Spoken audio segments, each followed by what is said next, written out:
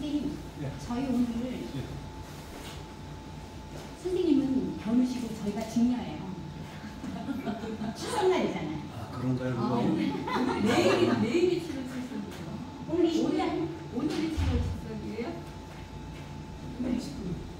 29일 아니요? 맞아요. 오늘 7월 7일이에요. 오늘 7월 7일도 오는데? 7월 출생인 줄 알고. 맞아요. 오늘 출석이에요. 옛날 사람이니까 나는 출석날을 좋아해요. 좋잖아요. 의미가 있잖아요. 우리 선생님도 만날 수 있고.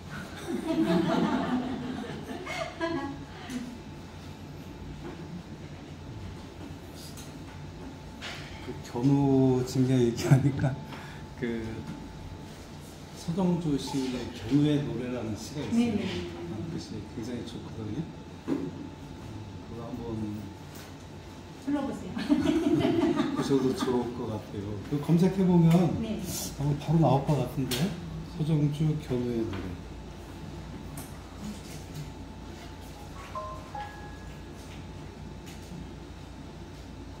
이게 호흡 불되면 나 불만 보고 이게 불상 안 되네.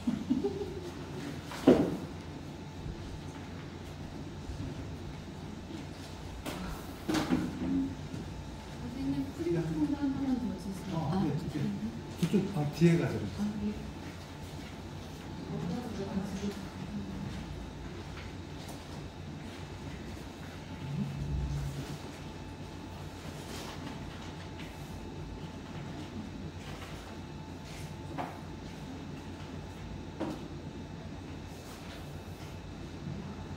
견우의 노래 지금 보셨어요? 네. 검색 여기는 검색 안 돼요 혹시? 검색 안 돼요? 견우의 노래. 아, 견우의 노래에서. 견우의 노래가 왜요? 견우의 노래. 서정주의 네, 견우의 노래. 견우의 노래. 견우 징녀니까. 네, 들을만 하겠네. 네. 근데 특이하게 있네요. 네? 푸르나 쉬운 물이 있어야 해요. 아, 그게 기다렸자 아마 이제 초창기에 발표될 때 이분이 왜 일제 강점기 때부터 활동했던 그런 분이잖아요. 아, 그래서 아마 그랬던 것 같아요. 노래 어때? 시 좋지 않아요?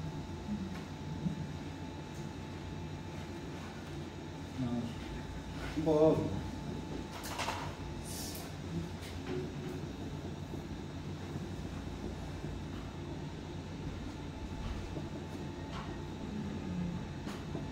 견우의 노래인데 한번 검색해서 이렇게 보시면 그 1년에 보면 왜 우리들의 사랑을 위하여서는 이별이 있어야 하는 얘기죠. 네. 근데 이게 어떤 발상이에요? 사랑인데 이별을 해야 된다고 되니까. 이거 이별이 있어야 또 사는 사람도 만나지는 말이겠어요. 그렇죠. 우리는 뭐 경험상 그죠? 그죠? 뭐 몇백 년을 살다 보면 경험상 이런 거 다 알잖아요. 근데 문학이니까 표현법에서 본다면 어떤 표현법을 쓴 거예요, 이게? 단어라기보다는 그렇죠. 저기 말이 안 돼. 모순어법이에요, 모순어법. 모순어법은 뭐예요? 역설법이라고 그러죠, 우리가. 네. 모순이라는 게 이제 문장에서부터 이미 충돌이 생겨요. 그래서 우리가 흔히 단어 역설 좀 많이 헷갈려 하는데 사실 어렵지는 않아요, 단어 역설이. 이 반자는 이 돌이킬 반자를 써요. 단어라고 그러고 역은 거슬 역자를 쓰거든요. 역설. 이것도 말씀 절자를 써서 얘는 같은 말인데 좀 달라요. 얘는 그 표면과 이면이 그냥 다른 거예요. 그러니까 쉽게 구분하는 건 문장에 모순이 있나 없나 가지고 파악하면 제일 쉬워요. 단어 같은 경우는 예를 들어서 현지권에 우리 운수 좋은 날 같은 거 한번 생각해 보세요. 운수 좋은 날. 근데 실제 운수 좋았어요? 아니잖아요. 그날 재수 우무튼 날이잖아요. 문장 자체는 모순이 없잖아요. 운수 좋은 날. 또 우리 자녀분들한테 많이 하잖아. 시험 보고 오면. 예? 아이고 잘 봤다 그죠? 근데 빈정거리면서 하잖아. 칭찬이 아니라. 그런 게 반어잖아요. 반어는 그러니까 표면에서 얘기하는 뜻이 오면은 이면에서 X는 거. 그죠? 그러니까 문장 자체 모순은 없어요. 근데 얘는 이미 역설은 문장에서 충돌을 해요. 그러니까 사랑인데 사랑이면 가까이 있어야지 왜 이별을 해? 그죠? 말이 안 되잖아. 그래서 역설적 이제 발상으로 시를 시작하는데 우리가 이제 역설이 나오면 좀 더 귀를 기울여야 돼요. 왜? 왜 이런 말을 하지? 그죠? 왜 이런 말을 하지? 앞으로 이제 저랑 공부하면서 시도 많이 하게 될 텐데 시에서는 이런 이제 역설적 표현을 많이 해요. 그러면 우리는 여기서 역설적 표현에 어디에 주목해서 읽어야 되는가? 사랑이야, 이별이야, 도대체 뭐야? 궁금하잖아요. 그죠? 역설이라는 거는 겉으로는 이제 말로서 표현을 전달하기가 힘들어요. 그럴 때 역설의 방법을 쓰는데 우리가 지난 학기 때 제가 한번 얘기를 했어요. 분리문자라는 얘기를 했잖아요. 분리문자. 선불교에서 이 분리문자 그때 얘기했었잖아요. 그러니까 이 얘기는 선불교에서는 경전이라는 게 없어요. 대승불교처럼 경전을 가지고 그 공부하면서 진리를 탐구하는 게 아니라 선불교에서는 진리라는 게 이미 다가서는 순간 깨진다라는 거예요. 네, 그렇기 때문에 제가 그때도 잠깐 말씀드렸지만 신동집 시인의 오렌지라는 시에 보면은 오렌지라는 시가 있는 저기 사물이 있는데 그 사물에 다가가서 내가 걔를 본질을 알고 싶어서 껍질을 까는 순간 이미 오렌지가 아니다라고 얘기를 한단 말이에요. 그게 진리인 거예요. 그래서 선불교에서는 예. 불교에 이렇게 들어가면 결국은 예. 그런 얘기가 그런 결론에 나오더라고요. 예. 그러니까 뭐 이 얘기가 결국은 분리문자라는 게 그 진리라는 게 파악하기가 이제 그만큼 어렵다라는 그런 의미도 되는데 그래서 그 진리를 알려면은 오로지 역설로 가능하다는 표현을 해요. 역설로 가능하다. 그 말도 안 되는 이런 이야기 속에서 어떤 참된 의미가 숨겨져 있다 이렇게 보는 거죠. 네. 그래서 이제 흔히 불교에서 등도 방법이라고 이제 도에 이르는 방법이 오로지 이런 분리문자 역설로서 가능하다 이렇게 얘기를 한다고 합니다. 자, 이것도 지금 역설적 발상이잖아요. 네. 그러니까 우리들의 사랑을 위해서는 이별이 있어야 되네 그랬는데 사랑인데 도대체 왜 이별을 해야 돼? 우리는 이게 궁금해지잖아요. 그죠? 그러면 그 의미를 이 시에서 파악하는 게 제일 핵심 요소인 거죠. 자, 이안에 보면 높았다 낮았다 출렁이는 물살가 물살 돌아갔다 오는 바람만이 있어야 합니다. 근데 우리가 이제 시를 읽을 때 제일 편하게 좀 읽으실 수 있는 건 시어가 가지고 있는 그 상징적 의미가 긍정인가 부정인가를 먼저 파악해가면서 읽는 거 좋은 방법이에요. 그럼 이연에서 이 물살, 바람 어때요? 긍정적 시어인가요? 부정적 시어인가요? 물살. 네, 물살과 바람. 사실은 다 갖고 있을 것 같아요. 높았다 낮았다 출렁이는 물살이래요. 아니 그럼 상식적으로 한번 생각해 보세요. 뭐든지 그냥 좀 상식에 기반해서 문학은 어떤 특수성을 가지고 접근하지 마시고요. 보편성을 가지고 접근하시는 게 맞는 방법이에요. 세상 사는 것도 그렇고요. 그래서 우리가 상식적으로 접근해야지 제일 좀 편하지 않아요? 자, 그럼 높았다 낮았다 출렁이는 물살이에요. 그럼 그 물살을 또 몰아가는 바람이에요. 그럼 어떨까요? 같이 가는 거 아니에요? 막 출렁여. 그러면 여러분이 배를 타고 있다고 생각해봐요. 그러면 그 물살이라는 건 나한테 어때요? 되게 위협적인 존재 아니에요? 네. 그잖아요. 네.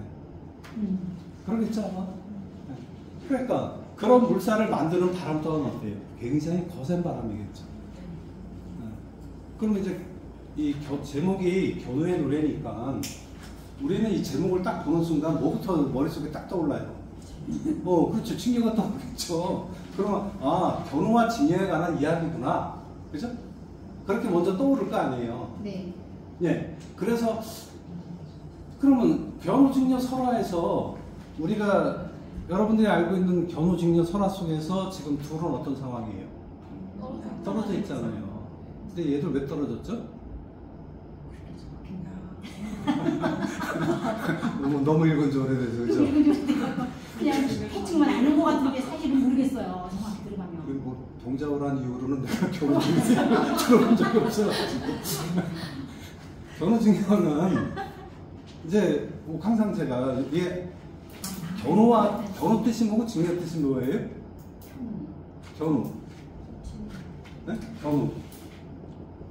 직녀. 한자도 좀 써봐주세요. 이게 견자가 끌견자예요. 끓을 겸. 소자.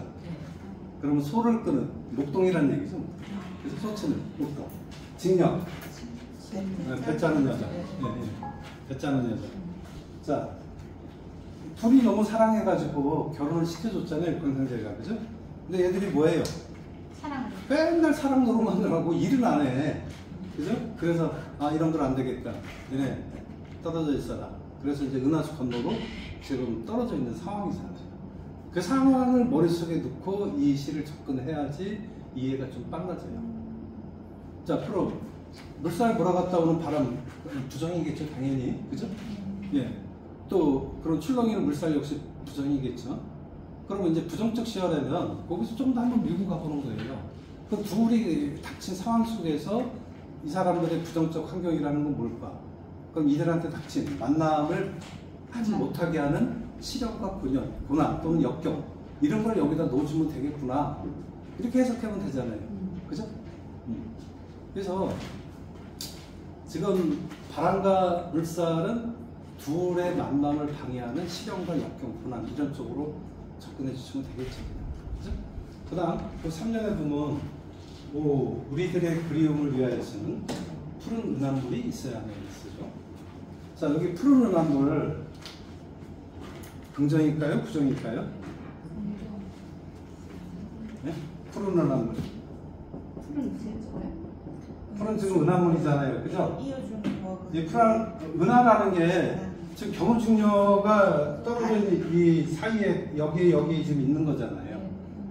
자, 푸른 은하물인데 우리들의 사랑을 위해서는 푸른 은하물이 있어야 된다고 그랬잖아요. 그럼 얘는 긍정적 시효일까요? 부정적 시효일까요? 그렇게 얘기할 줄 알았습니다. 여러분이 왜 그렇게 얘기하는지 알아요? 그 은하는 네. 은생물 아니에요? 그렇죠. 뭐 밤하늘의 은하수고 너무 그죠? 근데 자, 또 왜 대부분 이걸 긍정이라고 얘기하냐면 우리가 푸르다라는 색채 이미지가 그죠? 푸르다라는 색채 이미지가 일반적으로 긍정적 의미를 가져요. 그래서 우리는 푸른 은하물을 보통은 긍정이라고 생각을 해요. 근데 제가 견우직녀 얘기했잖아요. 그럼 여기 은하수는 둘의 사이를 뭐 하는 거예요? 갈라놓고 있잖아요. 그죠? 이렇게 지식적 차원에서 접근해도 되고 또는 이거를 이제 좀 문학을 알게 되면은 1년하고 3년을 한번 보세요.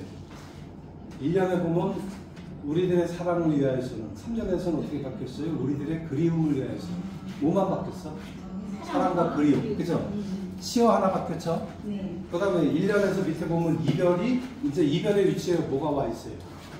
푸른 은하물이 와 있죠? 나머지는 비슷하죠? 문장 구조가. 자, 이런 걸 우리가 통사구조 반복이라고 했는데 이런 통사구조를 반복시키면은 그 안에 들어오는 단어들은 거의 등가 관계예요. 무슨 관계? 등가. 비슷하다는 얘기예요. 사랑과 그리움, 이별과 푸른 은하물 이렇게 서로 대응시켜보면 맞는 거죠. 좀 더 이제 고급스럽게 접근하는 방식이고. 그러면 시를 쓸 때도 그런 예. 글가 방식이라든지 이런 걸 생각을 하면서 쓰는 건가요? 그 정도 당연히 생각하죠. 우리는 근데 그 정도 네. 쓴다고 했는데.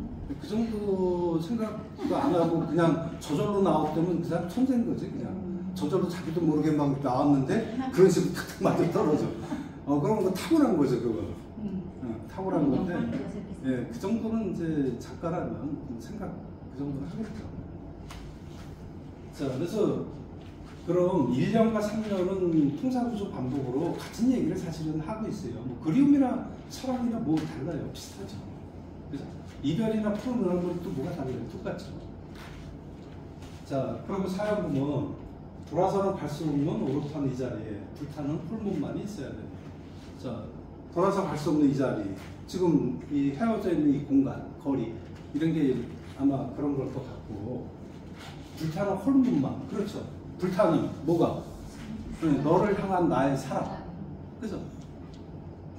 마음만은 간절하게 달려가고 싶은데, 근데 가면 이거 방해 이제 안 되잖아요. 안 되게 딱 막아놨잖아. 그래서 불타는 홀몸만이 있는 거죠.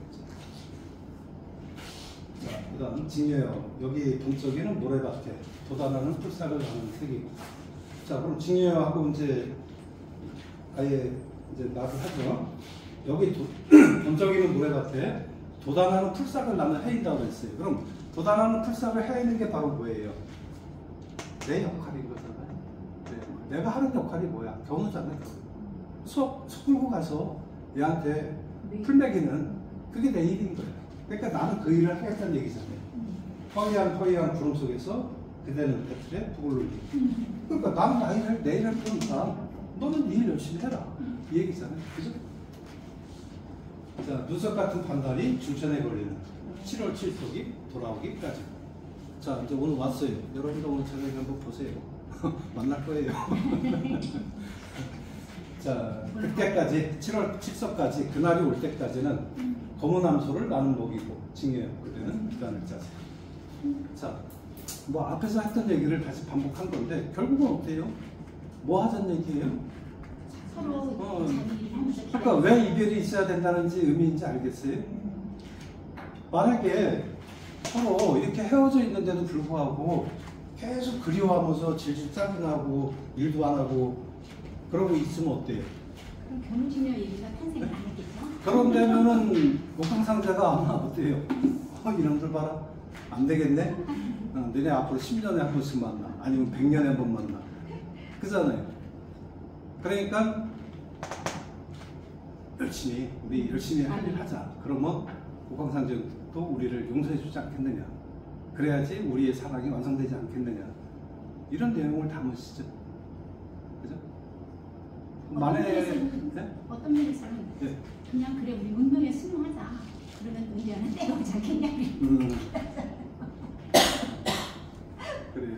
저 뭐 만해 한용운의 님의 침묵에서도 보면은 그 초장에는 어때요? 뭐 님은 같습니다. 사랑하는 나의 님은 같습니다. 하면서 그 슬픔을 토로하잖아요.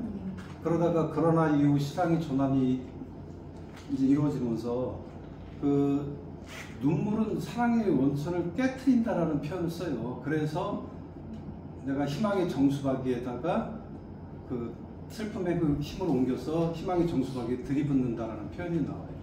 그러니까 눈물이 사랑의 원천을 만들고 이별이 사랑을 깨친다라고 했어요. 왜 이별이 사랑을 깨치는 거예요? 눈물만 흘리고 있다니까. 바로 이거랑 똑같은 발상이잖아요. 그러니까 헤어졌다고 해서 계속 울고만 있다고 해서 떠나간 그 사람이 오겠는 얘기야.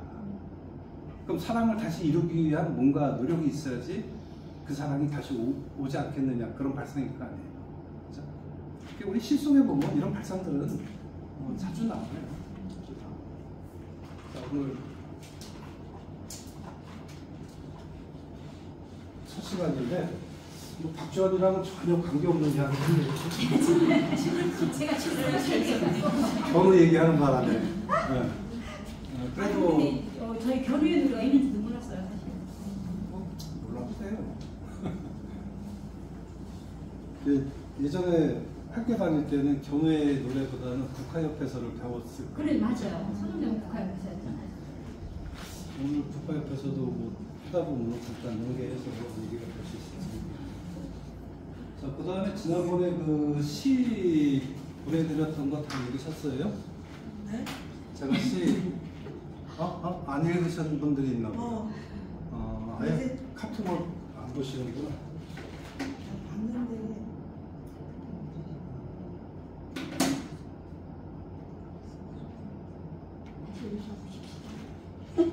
그 시는 그러면 다음 주에 해드리는 걸로 할게요. 네. 만약에 오늘 안 읽으실 때는 네. 거기 제가 신석정의 역사라는 시하고 이성부의 산길에서 그다음에 이면우 시인의 빵집이라는 시 세 편을 올려드렸는데 그 시들을 보시면서 한번 제가 어떤 의도로 한번 그 시들을 올렸을까 한번 생각해 보시면서 왜 박지원 얘기 앞에서 그 시들을 올렸을까 한번 생각해 보세요. 다들 좋아요 그 시들도. 선생님, 이게 처음에 1, 2, 3, 3개잖아요. 예, 세 개. 이거 처음에 역사. 예, 이건 누가 쓰신 거예요? 신석정. 신석정님. 신석정. 신석정님. 신석정은 왜 지난번에 우리가 허균 강의할 때 그 부안기생 매창에 대한 이야기 했었잖아요. 매창.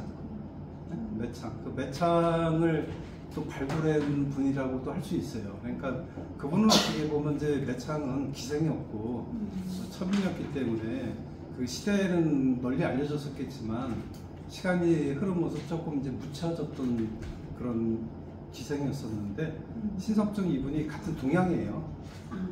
그래서 뭐 지금 부안에 가보시면 그 신석정 문학관에서 매창 요 있는 데까지 한 3km 정도밖에 안 돼요. 아주 가까운 데 있어요. 그래서 신석정 이분이 그 어린 시절에 학생 시절에 이렇게 뭐 옛날에 뭐 신비길이야 그냥 동네 마실길 정도잖아요. 그죠? 그래서 그쪽 일대도 자주 이제 걸어 다니면서 매창의 묘는 그 당시에 이제 그 공동묘지였거든요.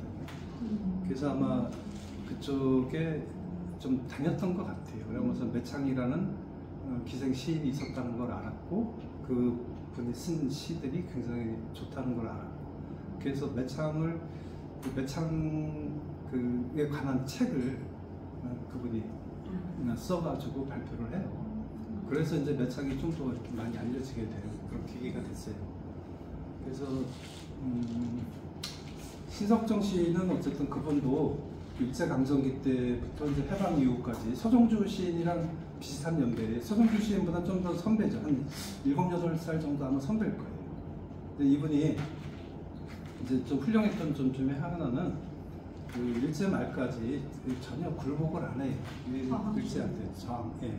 그렇다고 뭐 시 자체가 아주 저항적이고 그러지는 않아요. 그러진 않은데 이분이 이제 그런 저항의 대표적인 일화가 뭐냐면 해방이 될 때까지 끝내 창씨개명을 안 했다는 거예요. 근데 창씨개명을 안 한다는 게 뭐 그럴 수 아니에요. 그게 그럴 수 있지가 아니에요. 그 당시에는. 예, 뭐 95% 정도 되는 사람들이 다 창씨개명을 할 정도로 그런데 그분은 어쨌든 창씨개명을 끝까지 안 했었고 일본에 대해서 그런 좀 적개심 같은 거 그런 거 물론 그분의 시들에서 어떤 나라를 걱정하고 광복을 바라는 그런 상징적인 어떤 시어를 통해서 상징적 의미를 갖는 시들이 있기는 해요. 그렇지만 뭐 우리가 아는 뭐 이육사 시인이나 뭐 신문에 그날이 오면 그런 것처럼 아주 드러내놓고 막 그냥 강렬하게 저항하고 이러지는 않아요, 사실은. 근데 대표적인 이제 선비과예요. 그래서 어떤 선비, 지조 이런 걸 얘기할 때 제일 먼저 나오는 분이 바로 신석정 씨, 그다음에 조지훈 선생님, 그 두 분이 대표적인 그런 분들이에요. 산길은 누가 쓰신 거예요? 예? 산길. 산길에서 그 이성부. 이성부. 예, 이성부 씨. 그 작가도 같이 다 올리지 않았나요? 네. 안 올리셨는데 나랑 못 빠졌네. 전문을 가요. 네. 죄송합니다. 본인만 빠졌을 리가 없어요. 네, 기계는 사람과 달라가지고 기계는 정확해요. 일처리가. 선생님 이거 어떡하려는 얘기였는데 따라하는 이유가 이러면서 아유 죄송합니다. 근데 왜 나는 그게 없어? 전체 보기가 있네.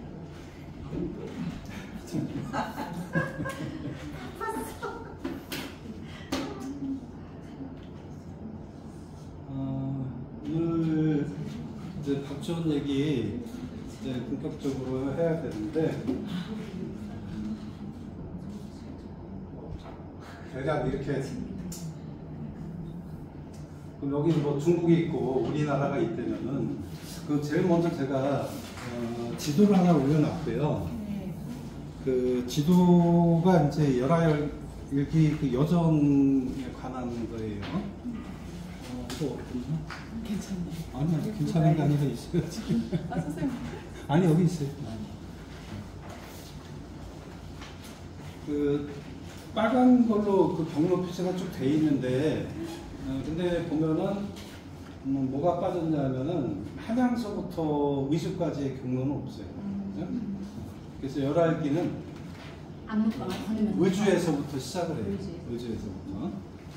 그 의주 밑에 이제 신의주가 있고 그런데, 자, 열알기 그거를 저 지도는 이제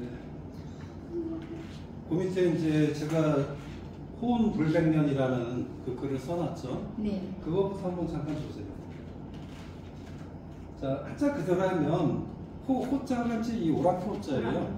자, 그래서 오랑캐의 운세가 불백년, 100년을 가지 못한다 이런 얘기예요. 그래서 이 얘기는 뭐예요? 자, 우리가 오랑캐 그 왜 이거 오랑캐라는 용어는 누가 쓰는 말이에요? 오랑캐 누가 쓰는 말이죠? 중국의 그 네. 뭐랄까 기득권들. 주로 이제 한족, 한. 중국의 정통성을 가진 민족은 이제 한족이에요. 그 한쪽에 네. 한자가 우리 대한민국 할 때 간자는 아니죠? 아니에요. 그건 우리는 나라, 얘들도 나라 한자긴 한데, 네. 얘네는 이런 한자고, 우리는 대한민국 할 때는 그, 위자하고 갑자기 생각이 안 나네. 근데 우리 한자가, 그죠? 아마 이런 식으로 되죠? 네. 그래서 달라요. 네. 다르고, 이 장기, 아니 한자가 그거예요. 장기판에서 보면 한자가, 예, 그 한하고 붉은색이 한이고, 네. 파란색이 초잖아요. 네. 그 항구주 유방하고 초나라 항우하고 그 싸움을 놀이로 만든 게 장기잖아요. 그래서 그 항구주 유방이 천하를 이제 통일하고 나서 이제 한족이 중국의 정통 민족으로서 어떤 이제 그 위치를 부여받는 거예요. 그래서 한나라, 수나라, 당나라, 송나라, 명나라 이런 식으로 쭉 이제 계보가 이어지죠. 근데 그 외에 이민족들이 세운 나라들은 항상 어때요? 예, 무시를 해요. 그리고 얘네들이 원래 한족이라는 거는 밑에서 있는 조그만 데서 이제 시작을 하잖아요. 그래서 그 영역이 그렇게 크진 않았어요. 근데 오늘날 중국 보면 뭐 어마무시하잖아요. 영역이 어마무시한데 사실은 뭐 이 정도에서 출발하는 그런 민족이에요. 근데 문제는 뭐예요? 다른 이민족들이 다 침범해서 얘를 무너뜨렸어도 결국은 문화 같은 거, 정치나 제도 같은 거를 다 여기서 본받아요. 그렇기 때문에 얘네가 중심이 될 수 있었던 거예요. 얘네들은 항상 또 뭐예요? 주변은 지네 입장에서 다 오랑캐예요. 다 오랑캐. 그래서 이 청나라는 알다시피 어디서 세워졌어요? 이쪽 만주에서 세워졌어요. 만주. 여진족들. 청나라. 네, 청나라. 여진족. 금나라의 후손들이잖아요. 여진족들이 세운 나라가 청나라인데, 그 당시에 여기 청이 세워질 때 당시에 중국은 명나라였잖아요. 예. 근데 우리는 이 명나라는 이제 한족의 후손들이거든요. 그래서 우리나라 조선에서는 항상 이쪽으로 어떻게 했어요? 사대 있었잖아요. 사대. 예. 근데 이제 좀 웃기는, 지금 이 말이 되게 사실은 지금의 관점에서 보면 되게 웃기는 말이고 비판받을 말이에요. 우리 조상들이 얼마나 인식이 좀 찌질했나 그런 걸 보여주는 전적인 이제 그런 하나의 이야기인데, 호응불백년. 그러니까 청나라도 오랑캐잖아요, 그죠? 여기 뭐 북방, 또 이쪽 남쪽으로 가면 뭐 베트남. 걔들이 이건 남만족이라고 해가지고 되게 또 무시했죠, 이쪽도. 다 여기 오랑캐들이에요. 자, 그럼 우리나라는 오랑캐 아니었을까요? 오랑캐죠, 걔네 입장에. 걔네들이 왜 흔히 자기네 나라를 뭐라고 그래요? 우리가 잘 얘기하는 중화 사상이라는 말 하잖아요. 네. 중화 뜻이 뭐예요? 가운데에. 중국이 세상의 중심이라는 얘기예요. 예. 그 여기에는 어떤 그런 오만한 건방진 같은 것도 있지만 또 지금 생각해 보면 과학에 대한 무지죠. 옛날 고지도를 보면 되게 웃겨요. 중국이 여기 딱 중심에 있고 주변에 이제 나라들이 있고 여기 바다가 있고 또 건너편에 또 다른 나라들 대륙들이 있다. 뭐 이런 식의 이제 옛날 지도들이 있어요. 말도 안 되는 그런 지도죠. 그러니까 자기네가 딱 중앙에 있는 거예요. 그래서 중화라는 이런 이야기가 나오는 거죠. 그럼 우리는 스스로 뭐라고 얘기했는지 아세요? 네, 소중화라고 얘기해요. 소중화. 작은 숫자로 작은 중국이라는 얘기예요.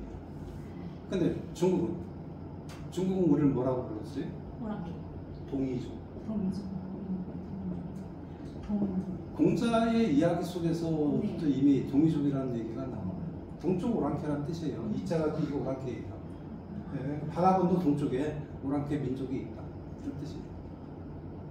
그러니까 걔네는 우리를 오랑캐라고 부르는데 우리 스스로 우리는 소중하라고 했던 거예요.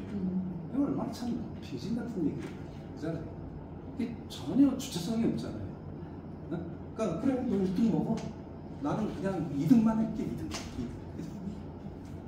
그리고 청나라는 뭐야? 우리 입장에서 볼 때 나도 중환인가 너도 오랑캐 이렇게 되는 거예요. 같은 오랑캐. 네, 같은 오랑캐. 그랬다가 까발린 게 병자호란 아닙니까? 맞아요. 응? 그렇잖아요. 이게 그 병자호란이 일어날 상황도 보면 이때 청나라가 이제 세력이 강해지잖아요. 그래서 사실은 청나라는 조선하고 친하고 싶었어요. 왜? 우리 역사를 보면요, 고대 부여족, 고구려 다 어디예요? 다 여기예요. 다 북쪽에 있죠. 그렇기 때문에 같은 민족이다라는 그런 인식이 있어요. 부여가 예. 저기 이제 쇠퇴하고 망하면서 그 사람들이 위로 많이 올라갔잖아요. 그러니까 부여가 이제 여기 북부여가 있었고 나중에 이제 동부여로 옮기잖아요. 그리고 고구려가 그 밑에서 또 이제 성립이 되잖아요. 그러니까 뭐 부여나 고구려나 사실은 다 이쪽에 있었기 때문에 어쩌면 여진족들이랑 거의 비슷한 그런 혈통을 갖고 있었겠죠. 그래서 여진족들도 그 조선에 대해서 이렇게 적대적이지 않았어요. 그 대표적인 게 뭐냐면 임진왜란이 일어났을 때 여진족이 그 당시 이제 막 힘이 강해진 무렵이에요. 여진족. 그래서 여진족이 3만의 군사를 우리가 원병을 해주겠다 이렇게 제안을 해요. 근데 그걸 받았겠어요? 어디 더러운 오랑캐 놈들이 이런 명분 때문에 그거를 안 받아요. 그리고 명나라에서 원병이 올 때까지 기다리는 거죠. 만약에 선조가 좀 더 현명한 왕이어가지고 백성을 사랑하는 마음이 있었다면 받아야 되죠. 그죠? 그러면 어쩌면 이 강한 이쪽에 그죠? 청나라 군대가 와서 우리를 방어를 해줬다면 어쩌면 빠르게 임진왜란을 극복할 수도 있었을지 모르죠. 물론 이건 가정이지만. 자, 그런 기회를 스스로 걷어찬 거예요. 우리는. 그리고 늘 좀 적대적이었어요. 근데 이제 얘네들이 청나라가 훗날 병자호란을 일으키게 되는 그런 계기도 뭐예요? 얘네들은 우리에 대한 이런 적대 감정을 가지고 있어. 우리가 지금 여기 중원을 정벌을 해야 되는데 이쪽으로 가려면 여기에서 배후를 친다면 얘네들은 여기 꼬붕이니까 꼬붕이니까 부하들이니까 여기다가 야 니네 여기서 협공하자 이렇게 한다면 뒤에가 불안해지는 거예요. 그래서 여기를 먼저 정벌하자. 이게 병자호란이에요. 그러니까 역사적으로 보면 그 지도자 한 명이 얼마나 중요한가를 우리는 현대사에서도 너무 잘 보잖아요. 어리석은 대통령 한 명 때문에 나라 경제 박살나, 외교 박살나, 지 부인, 뭐 온갖 눈만 뜨면 정의나 공정을 외치던 놈이 지 부인한테만 공정하고 정의를 쏟아붓던 거 아닙니까? 지 부인은 온갖 요만한 금덩어리 하나에도 뭐 관직을 내다 팔고 이런 그잖아요. 그러니까 이게 나라꼴이 잘 되려면 지도자가 좋은 지도자가 있어야지 그저 나라가 잘 되는 거죠. 그러니까 뭐 제가 정치적으로 누굴 좋다 나쁘다 얘기를 하는 게 아니고 상식으로 얘기를 하는 거예요. 상식이 통하는 사회가 좋은 사회인 거고 그잖아요. 그러니까 우리는 역사 속에서 역사를 우리가 좀 알아야 되는 이유는 역사는 계속 되풀이 되는 거예요. 그리고 역사들 이런 인물들 속에서 우리가 이제 배워야 되죠. 어떻게 살아야 되는가. 박지원의 사상과 철학도 이런 얘기가 많이 있을 겁니다. 자, 그래서 우리가 이제 이 병자호란의 그런 치욕을 겪을 수밖에 없었던 배경이 이제 이런 게 있었다는 거. 그러니까 이 조선인들은 항상 무슨 생각을 갖고 있냐면 이미 청나라에 의해서 병자호란이라는 그런 치욕을 겪고도 그래도 늘 얘네들은 오락해인 겁니다. 왜? 우리는 소중하니까. 그 명나라가 망했어. 그러면 그 정통을 이제 누가 이해해야 돼? 우리가 이해해야 돼. 이런 생각을 가졌던 거예요. 그 말도 안 되는, 그죠?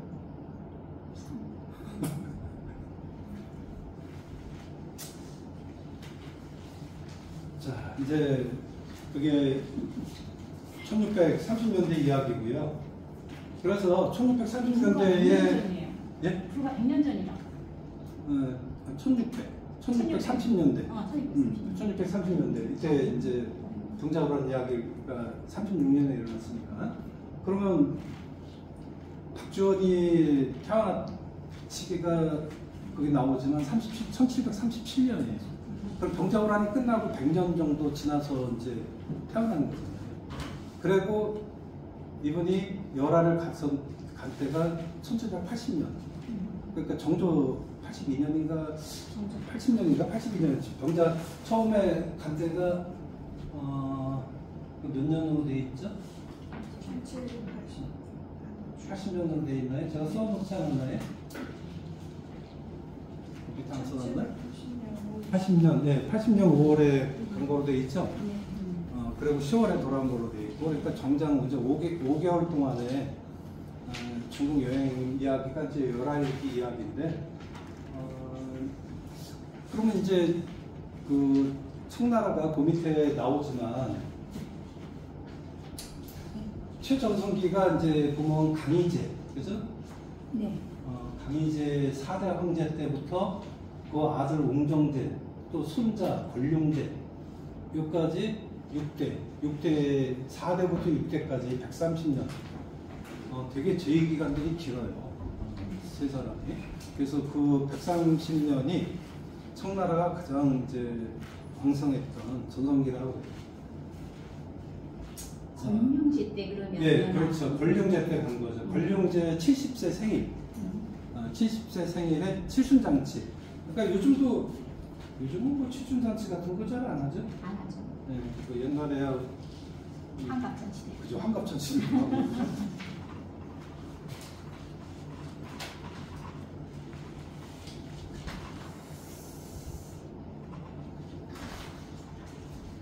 선생님, 저는 압록강하고 두만강 위치를 네.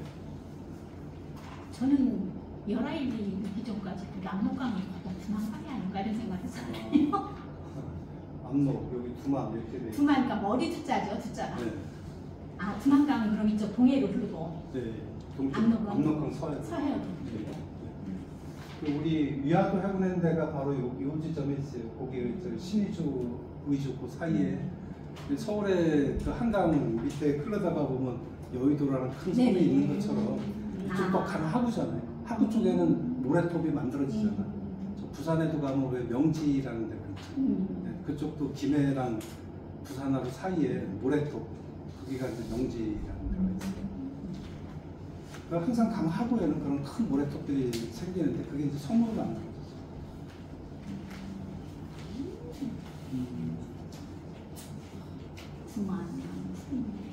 그러면은 이제 제가 이제 왜 이야기부터 시작을 하냐면은 그 밑에 이제 백사파라고 있어요. 북학파 이제 우리가 흔히 그 박지원을 비롯한 여러 사람들을 북학파라고 얘기하잖아요. 네. 북학파라고 하는데 그 중에 제일 먼저 나이 순으로 쭉 놨어요. 홍대용을 우리가 제일 먼저 얘기를 해야 돼요. 네. 홍대용. 그 다음에 박지원. 그 다음에 이덕무, 유덕봉, 박재가, 이서구. 여기 박지원 밑으로는 전부 다 박지원의 그 제자 같은 사람들이에요. 그리고 이덕무, 유덕봉, 박재가는 전부 다 그 서울 출신들이에요. 서울. 네, 서자죠, 서자. 이제 서자와 얼자 아마 정확히는 모르겠어요. 이분들이 뭐 서자인지 얼자인지 출신은 엄마가 뭐 기생인지 예를 들어서 엄마가 그때 얘기했죠. 서자 얼자 구분을 뭘로 한다고 그랬어요? 엄마의 신분에 따라서 그죠? 엄마가 평민이면 서자, 엄마가 천민이면 얼자 그렇게 얘기했었죠. 네. 근데 지금 정확히는 모르겠어요. 안 나와서. 근데 이덕무는 이 10대조 할아버지가 그 왕족의 아들이에요. 그래서 왕족이에요. 그래서 이 사람이 전주이씨야. 왕족인데 그 사람이 아마 이제 첩을 들였고 거기서 이제 후손들이 이어진 거겠죠. 그래서 이제 이분은 서자인 거고. 그 다음에 유덕봉 박재가. 이 박재가도 아버지가 꽤 높은 사람이었어요. 굉장히 높은 사람이었고. 맨 밑에 있는 이서구는 이분은 양반이에요. 양반이고 나중에 요즘으로 얘기하면 장관까지 벼슬을 해요. 되게 높은 제 벼슬까지. 그리고 홍대용 이분은 이제 홍대용은 여러분들 어떻게 알고 있나요? 홍대용이가 박지원을 들어가지 않았나요? 네? 홍대용이가 박지원을 들어가지 않았나요? 아니에요. 박지원은 이제 중국에 가게 된 계기가 자기 팔촌형 박명원이라고 있어요. 팔촌형인데 그분이 이제 영조 임금의 부마예요. 박명원이 상이죠. 그래서 정사로 그때 아까 권룡제의 칠순장치에 우리 조선을 대표해서 사신으로 정사로 이제 가게 됐어요. 그때 수행원으로 이제 수행원을 빙자해서 이제 청나라 여행을 한 거죠. 근데 박지원이 열알기나 박지원의 그런 사상들이 어떻게 보면 박지원의 독창적인 늘 우리가 하는 얘기지만 어떤 사람의 생각이든지 간에 독창적인 생각은 사실 거의 드물잖아요. 이미 누가 만드는 걸 가지고 다시 그죠? 뭔가 좀 더 색다르게 하잖아요. 근데 뭐 색다르게 했어도 그게 더 뛰어난 곡이 될 수도 있는 거죠. 그죠? 그래서 이 박지원을 만든 거는 제가 볼 때는 홍대용을 비롯한 나머지 사람들이에요. 왜 이렇게 얘기할 수 있냐면 박지원 이전에 이미 이 사람들은 다 청나라를 갔다 온 사람들이에요. 다. 그래서 홍대용이 제일 먼저 갔다 왔어요. 이거는 열알기 쓰기 1765년 그러니까 열알기를 쓰기 벌써 15년 전쯤에 청나라를 갔다 온 거예요. 그리고 이분 홍대용도 이분은 이제 양반이에요 원래 적자예요. 그래서 이분의 할아버지도 굉장히 높은 벼슬에 있었고 즉 장관급 정도. 그 다음에 아버지도 굉장히 고위직 관료였었고 본인이 이 작은 아버지가 북경에 사신으로 가게 될 때 홍대용도 거기 따라가서 아까도 얘기했지만 그 당시 조선의 선비들, 조선의 자칭 사대부라는 사람들은 전부 다 소중화라는 이런 인식이 강했어요. 우리가 명나라가 이미 이제 망했기 때문에 이제 명나라가 완전히 사라졌어요. 그렇기 때문에 우리가 소중화로서 이 청나라, 더군다나 우리한테 그 병자호란에 치욕을 안겨줬던 청나라, 여기에 대한 반청 의식이 굉장히 강했었어요. 그래서 뭐 효종 때는 북벌론 같은 거를 통해서 그래서 한번 싸움도 해볼 그런 꿈도 꿨었잖아요. 물론 안 이루어졌지만. 자, 어쨌든 이런 의식이 굉장히 강한 시절에 홍대용이 이제 가게 된 거예요. 근데 가서 보니까 청나라는 이미 어때요? 청나라. 너무, 청나라는 이미 유럽의 각국의 그 문물들이 여기 청나라는 이미 다 유입이 돼 있는 거예요. 이미 명나라 시절부터 유럽의 문물들이 들어오거든요. 그래서 우리가 허균 얘기할 때도 허균이 이미 거기 가서 마테오리치 그 성당에 가서 교리를 가져온 얘기 했었잖아요. 좀 오래돼서 다 잊어먹었어요. 진짜 역사 공부를 단막적으로 공부해갖고 진짜 틀리지가 않아요. 자, 그러니까 이 청나라에는 이미 우리가 이제 제가 왜 홍대용 얘기를 하면서 이분이 이제 왜 중요하냐면 그거를 아까 백차파라고 그랬잖아요. 연암이랑 비슷한 동네에 살았어요. 연암이 처음에 살던 동네는 태어나기는 지금 그 덕수궁에서 그 충중로 쪽 가는 쪽으로 지금 옛날에 보면은 그 호아마톨이라고 혹시 아세요? 네. 호아마톨. 예, 지금 서울 그 동네 이름이 뭔가 지금 서소문 쪽인가요? 서소문. 그쪽 일대에서 이분이 태어나기는. 그러니까 그 당시는 거기가 사실은 한양성의 변두리예요. 숭례문 있고 여기 돈이문이 있고, 그다음에 여기 뭐 숙정문이 있고, 그다음에 여기에 흑인지문, 흑인지문 있고, 이렇게 이제 4개의 대문이 있고 작은 문들이 이렇게 4개씩 있거든요. 여기가 서소문이에요. 그래서 요 근처에서 살았던 거예요. 여기 근처에. 그러다가 여기 이렇게 보면 여기가 이제 광화문 있잖아요. 경복궁, 경복궁. 여기 이제 인사동이 있고, 파고다공원이 여기 있잖아요. 인사동 바로 옆에 여기 있어요. 그래서 여기 이쪽 동네로 나중에 이사를 가요. 그래서 이 동네에서 이제 만난 사람이 바로 홍대용이에요. 근데 홍대용은 보면 나이가 한 6살 선배잖아요. 6살 선배인데 그 일찍이 중국에 갔다 와서 그분이 이제 저술한 책이 있어요. 그 두 권이 굉장히 중요한 책인데 그 뒤에 아마 제가 썼을 거예요.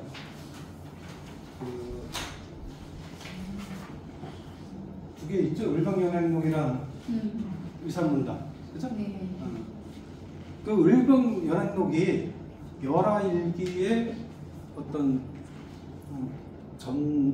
전신이라고 볼 수 있는 거죠. 먼저 청나라를 여행하고 와서 쓴 책인데, 제가 두 권을 거기다 놓았는데 이 을병연행록하고 의산문답하고 중요한 게 을병연행록을 쓸 때까지만 해도 가는 과정이잖아요. 네. 그러니까 소중하라는 인식이 강했어요. 이때까지만 해도.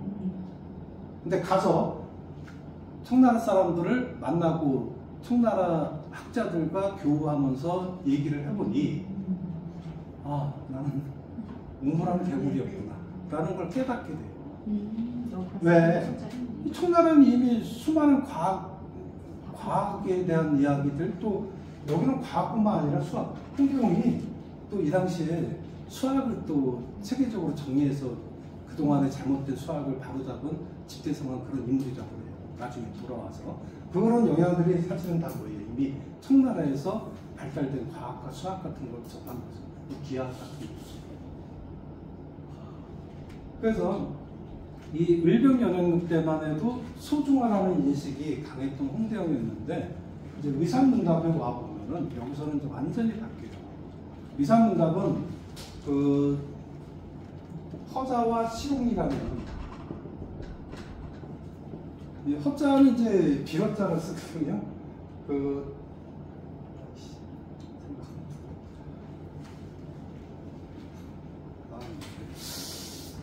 허자. 속에 빈 거 같이. 그러니까 제가 이게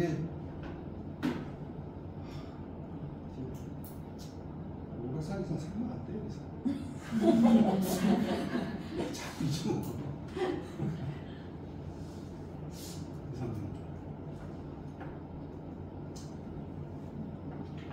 을병연행록에 보면 왜 제가 그 연도까지 써놨죠.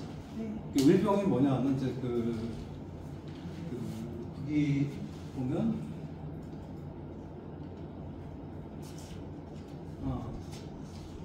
저 우류년 때 가서 1765년에 가서 11월에 갔대요. 겨울에 갔어요. 그래서 1766년 병무년까지. 그래서 2년에 걸쳐서 그래서 이제 을병. 연은 이제 연경, 그 당시 북경은 연경이라고 불렀어요. 그게 연경이라는 얘기고 해는 이제 단일한자니까 이제 그 기행문을 녹음 기록했다. 그 얘기예요. 자, 그런데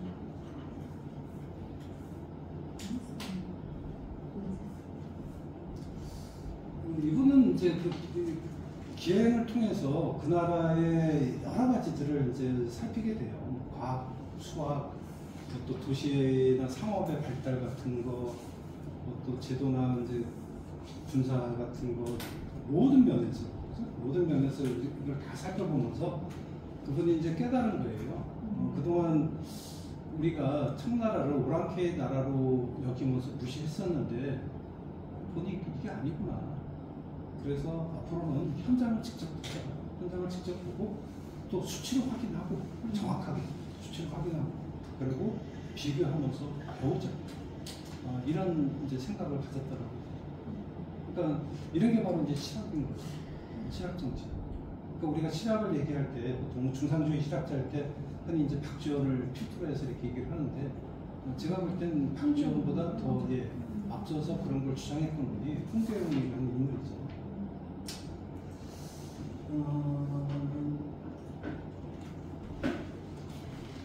허자하고 실용하고 허자는 이제 이 기럽자를 써요. 그러면 그 허자는 누구를 상징하는 인물이냐면 그 유학자.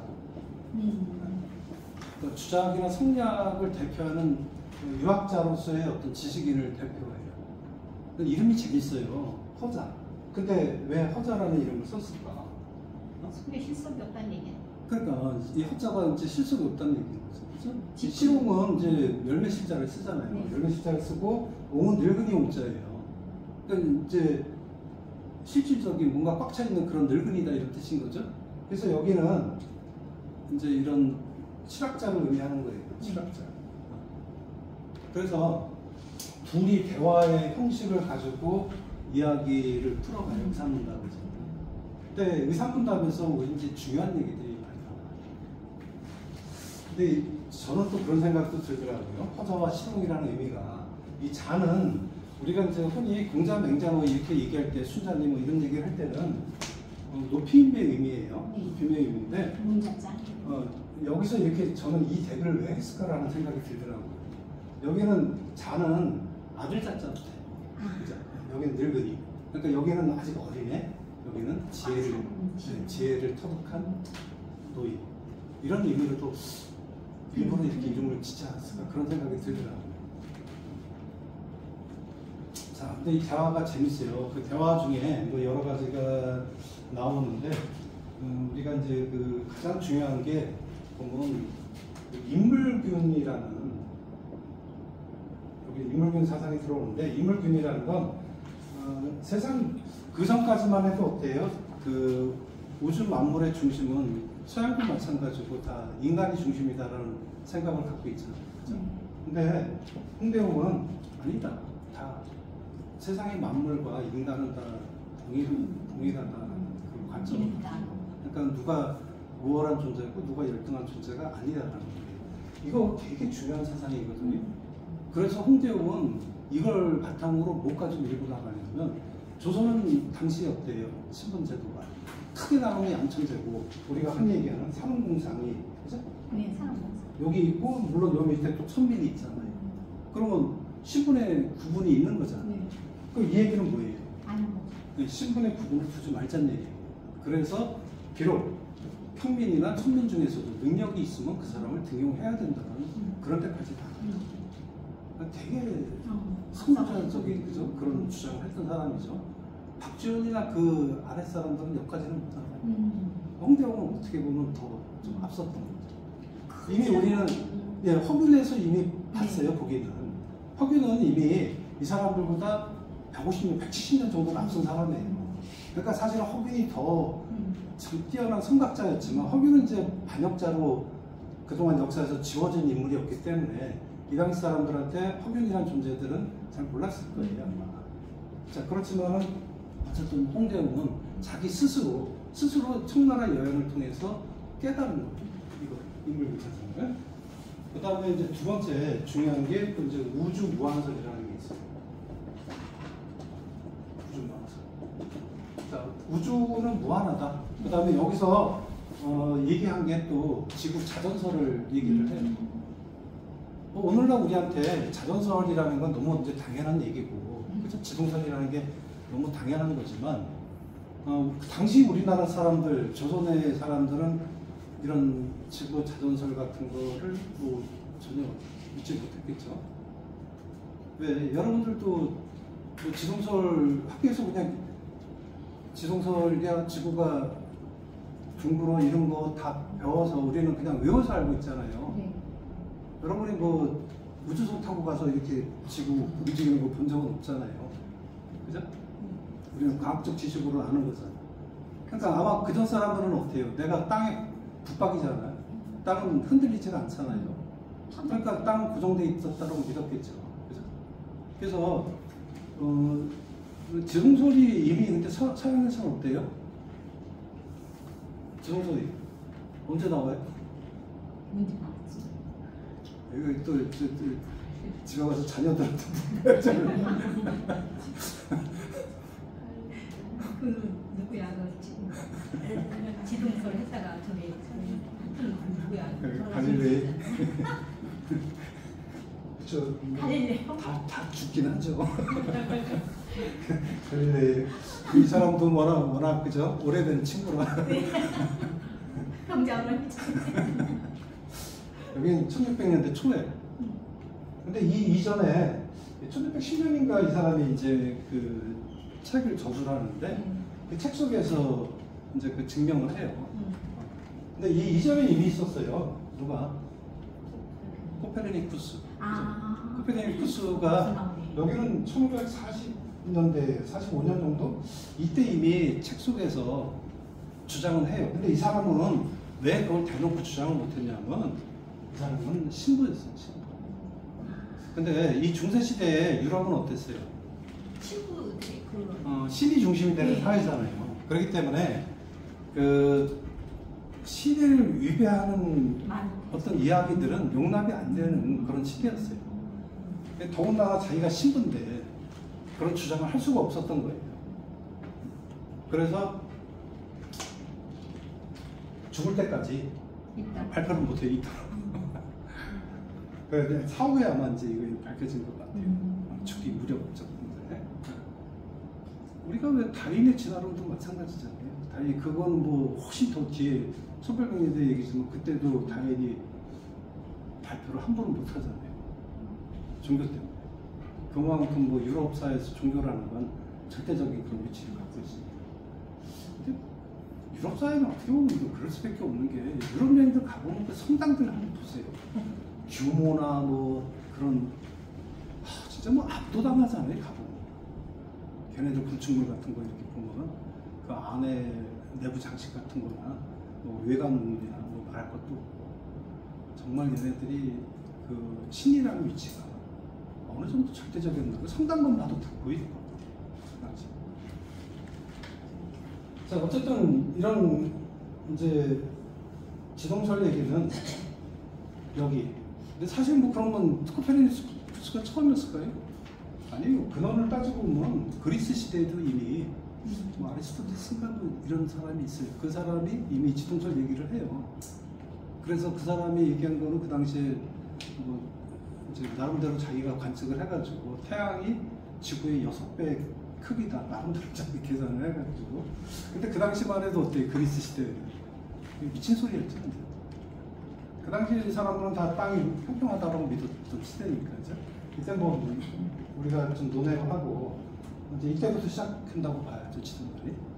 그러면 보세요. 시기를 제가 왜 이렇게 써놨나 보세요. 예, 그러면 아까 홍대왕이 갔던 데가 1765년이라고 그랬잖아요. 네. 그러면 여기에서부터 여기까지 140년, 150년이 이미 지났네요. 그죠? 그럼 청나라의 이미 어때요? 많은 유럽의 문물들, 만환경이라든지 여러 과학 첨단 장비라든지 이런 것들이 다 들어와 있었던 거예요. 홍대웅은 그걸 본 거죠. 근데 청나라에서도 그거를 굉장히 엄격하게 규제를 했다. 과학 기술에 대해서 그러니까 다른 나라 사람들이 와서 그걸 보고 그런 걸 못하게. 우리가 왜 그 여러분 장영실 네. 영화 보신 분들은 그 명나라에서 와서 기구들을 박살낸 그런 장면 나오잖아요. 그러니까 그런 과학 기술 같은 것들이 어떻게 요즘 식으로 하면 어떤 뭐 대회비 같은 거 굉장히 중요한 그런 거였던 것 같아요. 그래서 홍대영이 갔을 때도 정확하게 못 봐요. 그 근처 본인 보고 싶어서 여러 개 가는데 못 들어오게 막아요. 그래서 멀리서 이렇게 이제 보는 그 정도의 그치. 그렇지만 어쨌든 홍대영은 그걸 보고 또 중국의 많은 학자들이랑 대화를 나누잖아요. 그럼 중국에는 이미 어때요? 이런 우주무한설이라든지 그 지동설 같은 게 이미 좀 많이 널리 퍼져 있는 그런 상태였겠죠. 그래서 그 사람들을 통해서 우주무한설이라는 것을 이제 주장을 한 거예요. 마치 우리나라에서 어떻게 보면 처음 독창적으로 한 것 같지만 사실은 독창적인 건 아니겠죠. 중국의 여행을 통해 가지고 얻은 지식이었던 거죠. 자, 그렇지만 이거는 나름대로 이분이 왜 이제 여기서 우리가 주목할 점은 뭐냐면 우주는 무한하다라는 점에 착안을 한다면 뭐가 깨지는 거예요, 이제? 네, 중화가 깨지는 거예요. 자, 이 지구가 둥글어. 자, 우주에 내가 어느 한 위치에서 얘를 바라볼 때 지구가 더군다나 자전을 하고 있어. 그럼 내가 중국이 여기 있었는데 조금만 시간 지나면은 예, 뭐 베트남으로 갔다가 인도로 갔다가 뭐 사우디로 갔다 이런 식으로 돌아가잖아요. 그러니까 얘네들이 이렇게 계속 돌기 때문에 어디 중심이라는 게 고정되어 있는 게 아닌 거예요. 그래서 위산문답에 와서 비로소 이제는 이 중화사상도 완전히 깨지는 걸 보시는 거예요.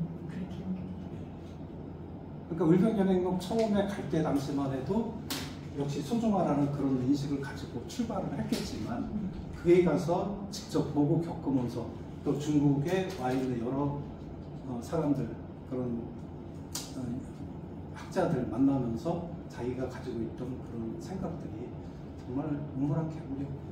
그걸 깨닫게 되는 거죠. 그래서 그게 다 깨져요. 의사문답을 통해서 허자가 묻고 실록이 대답하는 말을 주고받는 그런 걸 통해서 다 이제 이야기가 전개됩니다. 자, 잠시 쉬었다 할게요.